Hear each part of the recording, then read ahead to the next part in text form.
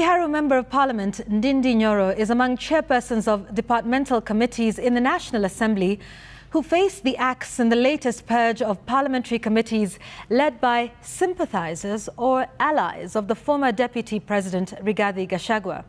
In the looming changes which are expected in the House this week, the minority will get 5 slots of committees normally chaired by the majority side, as the Kenya Kwanza administration moves in to quell Azimio's disquiet after the majority muddle by tapping into what it refers to as, quote, experts from the opposition.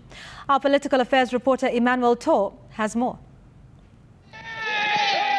Order. It is the season of dealing with dissent and entrenching the broad-based political arrangement in Parliament. Days after Kenya's bid to broaden the broad-based government through the AUC election went up in flames, Honorable Junet.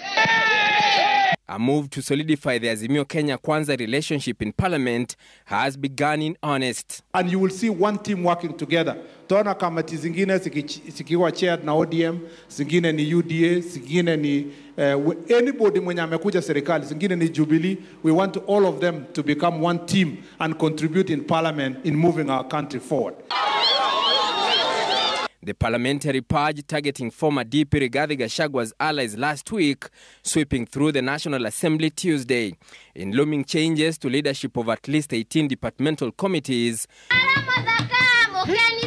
Kiharu MP Ndindi Nyoro, who has been accused of being a bystander in combat, is said to be one of those on the firing line, with his lucrative Budget and Appropriations Committee set to be handed over to the Azimio coalition.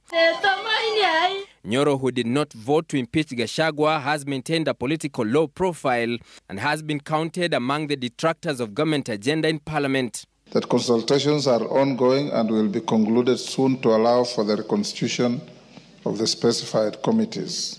I direct that awaiting the reconstitution of committees, the BPS be processed by the liaison committee. If you no longer support government policy out there, you don't agree with it, surely wouldn't I be stupid to expect that when I give you the opportunity to chair a certain committee and help legislate, that you will do the opposite?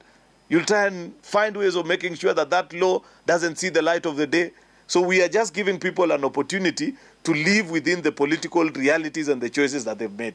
Other Gachagua allies on the chopping board include James Gachagua from Embakasi North, who is currently chairing the Trade, Investments and the Cooperatives Committee, Kipipiri legislator Wanjiko Mohia, who chairs the National Assembly Regional Integration Committee, and Runyenje's lawmaker Eric Karemba, who occupies the Labour Committee. Thank you, Honorable Speaker.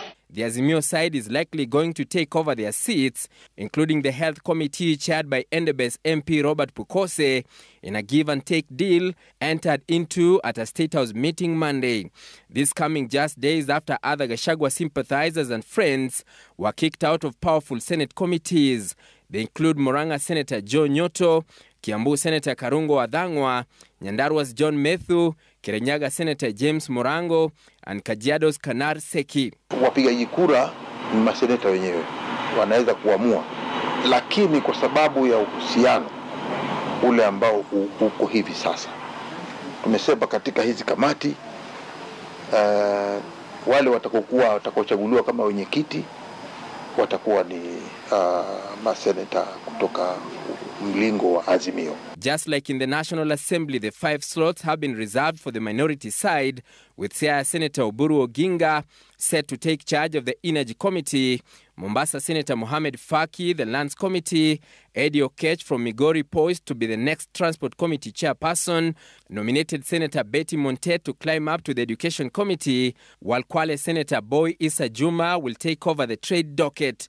The Azimio side have also reportedly been promised 5 vice chair positions in the committees normally chaired by the majority side, days after they promised to disrupt all parliamentary proceedings following a court decision which stripped Kenya Kwanza off its majority tag. There are changes that are expected to steady the ship that has been rocked by chaos, especially last week, even as the Azimio la Umoja One Kenya leadership now prepares to take charge of some of the powerful committees in the House as part of the working arrangement between the Kenya Kwanza and the Azimio la Umoja One Kenya coalition in Parliament.